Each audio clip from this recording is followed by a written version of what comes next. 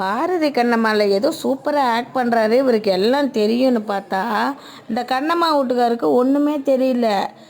எப்படி டெவில்னா என்ன பண்ணுவாங்க, டெவிலோட டாஸ்க் என்ன, நீ எப்படி கொடுக்கணும், அவங்கள எப்படி ப்ரொவோக் பண்ணணும், ஏஞ்சல்ஸை எப்படி உடைக்கணும் அப்படிங்கிறது தான் டாஸ்க்கு.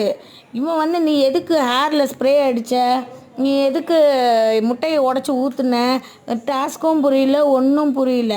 திருப்பி திருப்பி இந்த தர்ஷிகா, மஞ்சரி, முத்துக்குமரன், தீபக்கு எல்லாம் சொல்கிறாங்க, அதெல்லாம் முடியாது, அதெல்லாம் முடியாது, அது எப்படி நீங்கள் பண்ணலாம் அப்படின்ட்டு சப்போர்ட் பண்ணுறா. தெளிவாக தீபக்கு இன்னொரு தடவை அதை எடுத்து படித்து காமிக்கிறாரு.